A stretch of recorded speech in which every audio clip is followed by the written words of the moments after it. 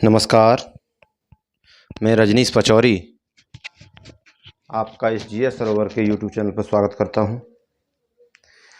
चलिए आइए आज हम बात करने जा रहे हैं 1935 का भारत शासन अधिनियम। 1935 का भारत शासन अधिनियम के विषय में हम बात करेंगे, लेकिन इससे पहले हम बात करेंगे थोड़ी सी उस विषय के बारे में जो हमने कल पढ़ा था। कल हमने बात की थी 1919 का भारत शासन अधिनियम, और हमने कल बताया था उस अधिनियम के द्वारा प्रत्येक वर्ष, यानी प्रत्येक वर्ष का मतलब प्रत्येक 10 साल पर एक आयोग का गठन किया जाएगा जो पिछले अधिनियम आए हैं उनकी जांच करने के लिए, उसमें क्या कमी रह गई है उनको सुधार के लिए, उनकी कमियों को दूर करने के लिए एक आयोग का गठन हर 10 साल पर होगा। ये हमने कल उस अधिनियम में देखा। तो आपने देखा था 1909 का जो अधिनियम आया था उसमें कुछ खामियां रह गई थी, उसको दूर करने के लिए 1919 का अधिनियम आया, और 1919 के अधिनियम में कुछ जो कमी रह गई थी उनको दूर करने के लिए आपने देखा, आप देखेंगे एक साइमन कमीशन आयोग का गठन हुआ था। साइमन कमीशन की स्थापना या गठन कह सकते हैं, वैसे तो 1927 में हुआ था। गठन जो हुआ था 1927 में हुआ था, लेकिन ये यहाँ भारत में 3 फरवरी 1928 को आया था। 3 फरवरी 1928 को आया था ये भारत में साइमन कमीशन आया। और जो साइमन कमीशन जो भारत में आया था वो 1919 का जो अधिनियम था भारत शासन अधिनियम, उसमें जो कमी रह गई थी उनको दूर करने के लिए बताया गया। तो उनमें जो खामियां रह गई थी उसे दूर करने के लिए ये आयोग का गठन किया गया 1927 में, जो 3 फरवरी 1928 को भारत आया। कई बार ये क्वेश्चन बना है कि साइमन कमीशन भारत कब आया, तो 3 फरवरी 1928 को आया। और इसमें व्यवस्था क्या थी? प्रांतों में जो द्वैध शासन था उन्हें समाप्त करना, यानी इसमें व्यवस्था की गई कि प्रांतों में जो द्वैध शासन है उसे समाप्त किया जाएगा। हमने देखा था 1919 के अधिनियम के द्वारा प्रांतों में द्वैध शासन की व्यवस्था की गई थी और केंद्र में द्विसदनीय व्यवस्था की गई थी। हमने 1919 के अधिनियम में देखा केंद्र में द्विसदनीय व्यवस्था और प्रांतों में द्वैध शासन लागू किया गया था 1919 के अधिनियम के द्वारा। वो बताया गया कि ये फरवरी में जो साइमन आयोग आया इसमें प्रांतों में जो द्वैध शासन लगा था उसे समाप्त किया जाएगा। अगला, राज्यों में सरकारों का विस्तार होगा, यानी विस्तार का मतलब आप जानते हैं, जैसे मान लो एक सरकार में 10 मंत्री हैं, एक राज्य है, मैंने एक एग्जाम्पल दे रहा हूँ, एक राज्य है और उसमें 10 मंत्री हैं या 10 एक विधायक है उसमें, तो उसका विस्तार किया जाएगा। मतलब 10 की जगह 12 हो सकते हैं, 15 हो सकते हैं, इस प्रकार से उसका विस्तार, तो सरकार का विस्तार होगा। तीसरा था इसमें सशक्त संघ की स्थापना। संघ मतलब केंद्र की स्थापना होगी, केंद्र सशक्त होगा, जो हम आगे संविधान में चल के देखेंगे हमारा केंद्र ही सशक्त है। और इसमें चौथा था सांप्रदायिक निर्वाचन व्यवस्था जारी रखी जाएगी। आपने देखा था 1909 में हिंदू मुसलमान को अलग करने की व्यवस्था जो की गई थी, मुस्लिमों के लिए अलग निर्वाचन की व्यवस्था की गई थी, वो 1919 में आपने पढ़ा था। सिखों को भी उसमें शामिल कर लिया, ईसाइयों को भी शामिल कर लिया, उनके लिए अलग निर्वाचन मंडल की व्यवस्था की गई थी। तो ये 1928 में जब साइमन आयोग आया तो उसमें व्यवस्था क्या की गई? उसमें व्यवस्था की गई कि सांप्रदायिक निर्वाचन व्यवस्था जो है वो जारी रखी जाएगी, उसे खत्म नहीं किया जाएगा। ये इस अधिनियम, ये जो साइमन आयोग था उसमें व्यवस्थाएं की गई थी, तो ये आया था। और उसके बाद हम देखेंगे 1928 में जब ये आया तो इसके बाद में 10 अगस्त को आप देखेंगे 10 अगस्त 1928 को नेहरू रिपोर्ट प्रस्तुत की गई थी। 10 अगस्त 1928 को नेहरू रिपोर्ट जो दी गई थी, और नेहरू की रिपोर्ट में क्या मांग रखी गई थी वो देखेंगे हम। औपनिवेशिक राज्य की मांग रखी गई। औपनिवेशिक राज्य का मतलब होता है विदेशी राजनीतिक सत्ता से अपने हाथ में शक्ति को लेना, शासन की शक्ति को अपने हाथ में लेना।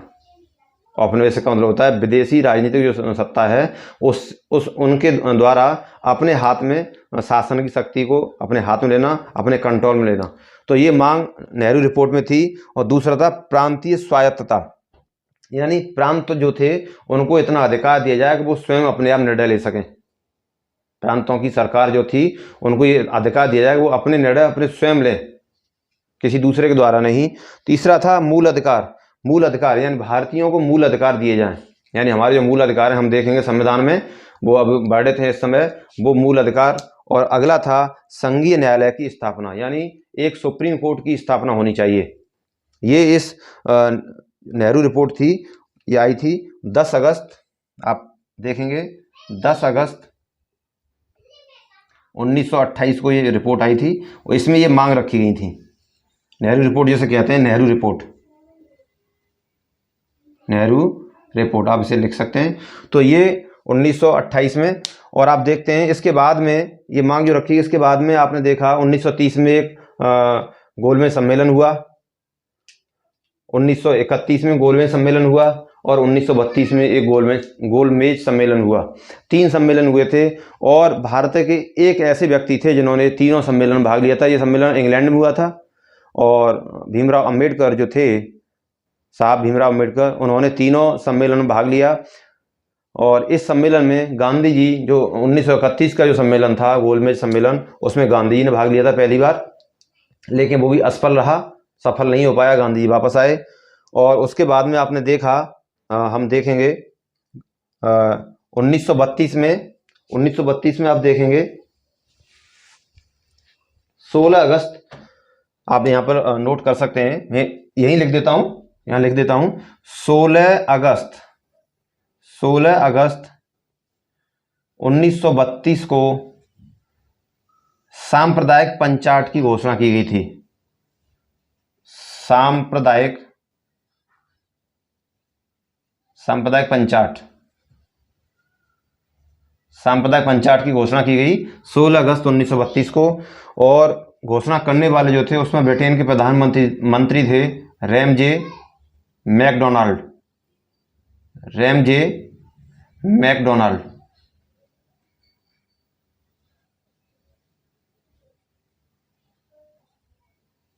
मैकडोनाल्ड ये प्रधानमंत्री थे। इन्होंने 16 अगस्त 1932 को सांप्रदायिक पंचायत की घोषणा की, जिसे आप कम्युनल अवार्ड भी कह सकते हैं। मतलब इसमें व्यवस्था ये थी कि दलितों के लिए, देखिए क्या नीति थी बांटने की। दलितों, पहले तो मुस्लिमों को अलग किया गया निर्वाचन मंडल के द्वारा, फिर सिखों को, ईसाइयों को हमने पढ़ा था 1919 में, ये अलग किया गया। और इस अधिनियम के द्वारा, मतलब ये सांप्रदायिक पंचायत इस अधिनियम में नहीं है, ये अलग है। 16 अगस्त 1932 में ये घोषणा की रैमजे मैकडोनाल्ड ने, और इस में व्यवस्था की गई कि जो दलित जो वर्ग है उनके लिए भी अलग निर्वाचक मंडल की व्यवस्था की जाएगी, ये घोषणा की गई थी। और जब ये घोषणा हुई, इस घोषणा को सुनकर गांधी जी यरवदा जेल में उस समय कैद थे। गांधी जी कहाँ थे? यरवदा जेल में थे। और वहाँ पर गांधी जी ने पहली बार आमरण अनशन किया। इस बात को सुनकर आमरण अनशन पर बैठ गए थे गांधी जी। और गांधी जी क्यों बैठ गए थे? क्योंकि दलितों को, यानी मुस्लिमों को पहले अलग कर दिया गया, सिख ईसाइयों को अलग किया गया, अब दलितों को भी अलग किया जा रहा है। गांधी जी बैठ गए भूख हड़ताल पर, आमरण अनशन में बैठ गए।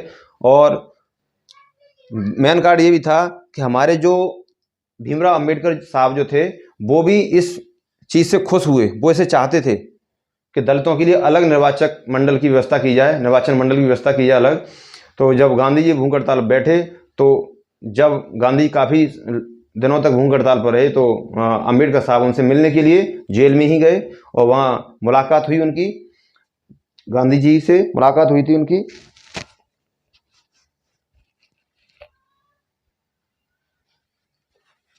गांधी से मुलाकात हुई, और तब जाके ये सहमत हुए, यानी ये सहमत हो गए अम्बेडकर साहब। तो इन्होंने सांप्रदायिक जो पंचायत जो था, यानी अब दलितों का लिए अलग निर्वाचक मंडल की जो व्यवस्था की जानी थी, वो उसे वापस लिया, जिसे पूना पैक्ट के नाम से जानते हैं, इतिहास में पढ़ेंगे आप, जिसे पूना पैक्ट कहते हैं।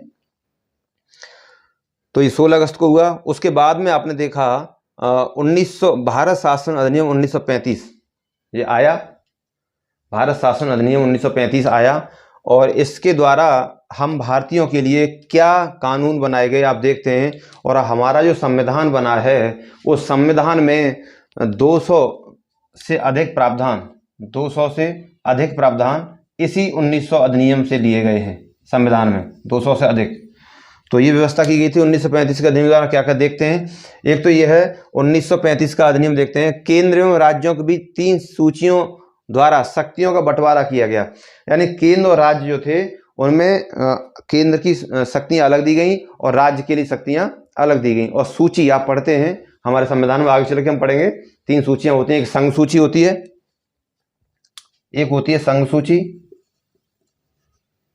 संघ सूची, एक होती है राज्य सूची, राज्य सूची, और एक होती है समवर्ती सूची, समवर्ती सूची, समवर्ती सूची। तो ये सूचियां बनाई गई, आज भी हमारे संविधान में वर्णित हैं ये सूचियां। तो आप देखते हैं संघ सूची होता है, इसमें संघ कानून बनाता है, संघ का मतलब केंद्र सरकार कानून बनाती है। राज्य सूची होती है, इसमें राज्य सरकार कानून बनाती है। और ये समवर्ती सूची जो होती है इस पर दोनों कानून बनाते हैं, लेकिन इसमें भी एक व्यवस्था है, दोनों कानून बनाते हैं, लेकिन यदि राज्य कानून की अपेक्षा ये संघ का कानून ज़्यादा जरूरी है, और तो यहाँ पर क्या होगा, संघ का कानून उस पर लागू होगा, राज्य का कानून लागू नहीं होगा। समवर्ती सूची में ये व्यवस्था हो जाती है। तो आप देखेंगे संघ सूची जो थी, राज्य सूची थी और आपकी समवर्ती सूची थी। संघ सूची में उस समय 59 विषय थे। उस समय जब ये 1935 का जो अधिनियम आया था तो इस सूची की व्यवस्था की गई थी। संघ सूची में 59 विषय थे, और आप देख सकते हैं राज्य सूची जो थी उसमें 54 विषय थे। राज्य सूची जो थी उसमें 54 विषय थे। संघ सूची में आप देख सकते हैं 59 विषय थे, और समवर्ती सूची जो थी इसमें आपके 36 विषय थे। 36 यानी 59 विषय पर केंद्र सरकार कानून संघ कानून बनाएगा, 34 विषय पर राज्य कानून बनाएगा, और 36 विषय पर आपका समवर्ती सूची, दोनों मिलकर कानून बनाएंगे। और जो ज़्यादा प्रभावी होगा, जिसका ज़्यादा जरूरी होगा कि संघ का, तो वो राज्य की कानून उस पर प्रभावी नहीं होगा, संघ का कानून प्रभावी होता है। इसमें व्यवस्था ये की गई थी। तो शक्तियों का बंटवारा इस प्रकार से किया गया था। आगे देखते हैं, अवशिष्ट शक्तियों पर विधि बनाने का अधिकार जो दिया वो वायसराय। अवशिष्ट में विशेष शक्तियां जो थी उस पर कानून जो बनाएगा वो वायसराय बनाएगा। ये अधिनियम में व्यवस्था की गई थी। और अगला है हमारा, इसी अधिनियम के द्वारा 1935 के अधिनियम के द्वारा आप देखते हैं बर्मा, एक आज एक देश का दर्जा उसे मिला हुआ देश है। बर्मा भारत का हिस्सा था जिसे अलग किया गया, बर्मा को इससे अलग कर दिया गया था भारत से, इसी अधिनियम के द्वारा 1935 के अधिनियम द्वारा बर्मा को अलग कर दिया गया था। ये बर्मा जिसे म्यांमार कहते हैं आज। और क्या हुआ, 1935 का जो अधिनियम था इसके द्वारा 1937 में इलेक्शन हुए थे प्रांतों में। 1937 में इलेक्शन हुए थे, और इलेक्शन होने के बाद 11 प्रांतों में सरकार बनी थी। उसमें कुछ कांग्रेस की सरकार थी, कुछ गठबंधन सरकार थी, आगे चल के हम पढ़ेंगे। उन 11 राज्यों में से 6 में द्विसदनी व्यवस्था की व्यवस्था की गई थी इस अधिनियम के द्वारा। द्विसदन हमने पढ़ा था, द्विसदन, और आज भी है हमारे 6 प्रांतों में, तो आज भी है। द्विसदन का मतलब एक तो विधानसभा, एक विधान परिषद, 2 सदन होते हैं, विधानसभा विधान परिषद। और एक ट्रिक हमने बताई थी आपको, कम्बैट, KUMBAT, ये ट्रिक हमने आपको बताई थी। K से कर्नाटक, U से उत्तर प्रदेश, M से महाराष्ट्र, B से बिहार, A से आंध्र प्रदेश, T से तेलंगाना। इनमें भी द्विसदनी व्यवस्था है, जिसमें विधान सभा अलग है और विधान परिषद अलग है, दोनों को मिलाकर विधानमंडल बोलते हैं। तो ये व्यवस्था जो की गई थी वो प्रांत कौन कौन से थे, बंगाल, बम्बई, मद्रास, बिहार, संयुक्त प्रांत और असम, ये हमारे प्रांत थे जिसमें ये व्यवस्था, द्विसदनी व्यवस्था 11 राज्यों में से इन 6 में की गई थी।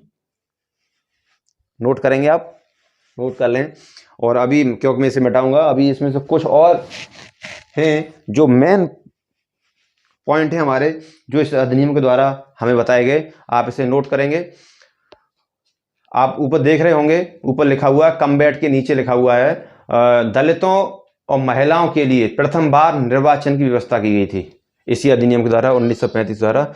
दलित वर्ग और महिलाओं के लिए प्रथम बार निर्वाचन की व्यवस्था की गई थी, ये इसमें था।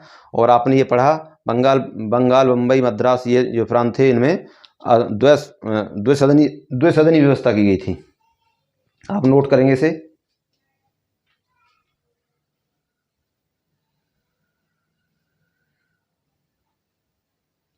चलिए, नोट कर लिया होगा, तो हम आगे बात करेंगे। मैं थोड़ा सा बिगाड़ देता हूं और आप देखेंगे, इधर देख लेते हैं।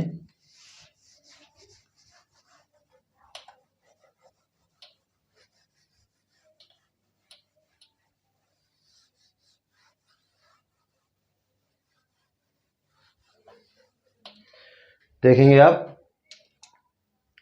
इसी 1935 का जो अधिनियम था, इसी के द्वारा आप देखते हैं आरबीआई की स्थापना हुई थी। RBI, reserve bank of India, और ये स्थापना जो हुई थी कोलकाता में हुई थी। उसमें कोलकाता, कलकत्ता, है ना। 1 अप्रैल कब हुई थी? 1 अप्रैल 1935 आरबीआई की स्थापना हुई थी। और इसी अधिनियम 1935 के अधिनियम के द्वारा उसकी उच्चतम न्यायालय की स्थापना, उच्चतम न्यायालय की स्थापना हुई थी इसी अधिनियम के द्वारा। और इसके प्रथम जो न्यायाधीश थे मॉरिस गुएयर थे। मॉरिस गुएयर प्रथम न्यायाधीश थे।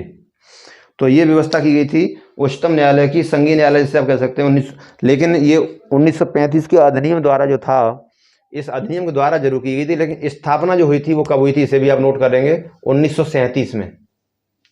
1937 में स्थापना हुई थी इस 1935 के अधिनियम के द्वारा ही। संघीय न्यायालय कह सकते हैं आपसे, उच्च न्यायालय कह सकते हैं, ये व्यवस्था थी। संघीय न्यायालय कह दीजिए, संघीय न्यायालय आप यहां लिख सकते हैं, संघीय न्यायालय, इस प्रकार से। और ये 1935 के अधिनियम द्वारा हुई थी 1937 में। और पहले जो इसके चीफ जज जो थे वो मॉरिस गुएयर थे, नोट करेंगे। और इसी अधिनियम के द्वारा हमने देखा, अभी हमने देखा था 1919 में प्रांतों में, आपने देखा था प्रांतों में द्वैध शासन जो लगाया गया था, वो इसके द्वारा हमने पढ़ा था अभी, प्रांतों में द्वैध शासन समाप्त, वो हमने इस आयोग में देखा था, लेकिन यहाँ के समाप्त कर दिया गया था। आप लिख सकते हैं प्रांतों में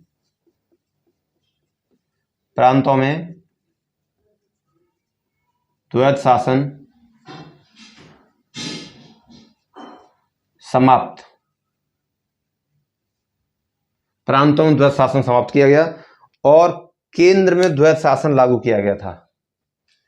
प्रांतों में द्वैध शासन समाप्त किया गया था और केंद्र में द्वैध शासन लागू किया गया था। तो आप इसे नोट करेंगे,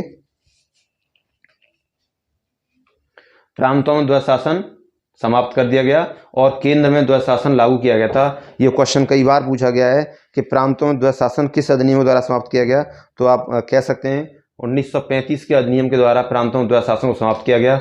और केंद्र में द्वैध शासन कब लागू किया गया, तो 1935 के अधिनियम द्वारा केंद्र में द्वैध शासन लागू किया गया। ये आप देखेंगे। सांप्रदायिक पंचायत की घोषणा कब हुई, 16 अगस्त, आप देखेंगे 16 अगस्त 1932 को इसकी घोषणा हुई। और जब घोषणा करने वाले जो थे वो ब्रिटेन के प्रधानमंत्री थे रैमजे मैकडोनाल्ड, जैसे कम्युनल अवार्ड भी कहते हैं। ये सब आप नोट करेंगे। नेहरू रिपोर्ट कब आई थी, 10 अगस्त 1928 को आई थी। इस प्रकार से आप इसे नोट करेंगे। उस समय गांधी जी यरबदा जेल में थे जब इसकी सांप्रदायिक पंचायत की घोषणा हुई थी। आमरण अनशन पर बैठ गए थे। अम्बेडकर साहब उनसे जाके मुलाकात करते हैं। तो इस प्रकार से आप इसे नोट करेंगे। और हम बात करेंगे आगे अगले एक्ट के विषय में। एक्ट यहाँ तक ये लास्ट थे, लेकिन आगे चल के हम बात करेंगे अन्य जो प्रावधान थे। और भी बीच में कुछ आए थे हमारे भारत के लिए, शासन के लिए जो व्यवस्था उसमें की गई थी और क्या क्या व्यवस्थाएं थी वो हम आगे चल के देखेंगे। तो ये था हमारा भारत शासन अधिनियम 1935, जिसमें हमने ये सारी व्यवस्थाएं देखी। और भारतीय संविधान का जो निर्माण हुआ है, भारतीय संविधान का जो गठन हुआ है, उस भारतीय संविधान के गठन में यहाँ 1935 के अधिनियम से लगभग 200 प्रावधान लिए गए। और कई बार ये क्वेश्चन पूछा गया है कि किस अधिनियम से सबसे अधिक प्रावधान हमारे भारतीय संविधान में लिए गए, तो 1935 का भारत शासन अधिनियम। तो हमने आज इस विषय में बात की और हमने 1935 का भारत शासन अधिनियम देखा। और आपने देखा रिजर्व बैंक की स्थापना इसी अधिनियम के द्वारा हुई थी, लेकिन हुई थी आरबीआई की स्थापना 1935 में 1 अप्रैल को। और संघीय न्यायालय की स्थापना हुई थी 1937 में, लेकिन इसी अधिनियम के द्वारा हुई थी। मॉरिस गुएयर इसके प्रथम न्यायाधीश थे। इस प्रकार से आपने देखा, मुख्य न्यायाधीश थे ये। ये था। तो ये व्यवस्थाएं हमने इस अधिनियम में देखी और आज के लिए हम बात करेंगे, इतना काफ़ी है। और मैं आपसे यही विनती करूंगा, वीडियो को ज़्यादा से ज़्यादा शेयर करें, सब्सक्राइब भी करें और लाइक करें और वीडियो को देखें। हमारे लिए संविधान का जानना बहुत ज़रूरी होता है प्रत्येक व्यक्ति के लिए। तो वीडियो को देखते रहें और लाइक शेयर सब्सक्राइब करते रहें, वीडियो को आगे बढ़ाते रहें। चलिए, तो अगले विषय में, अगले टॉपिक के बारे में हम कल बात करेंगे। आज के लिए हम यहीं पर अपनी वाणी को विराम देते हैं और कल मुलाकात करते हैं। तब तक के लिए नमस्कार।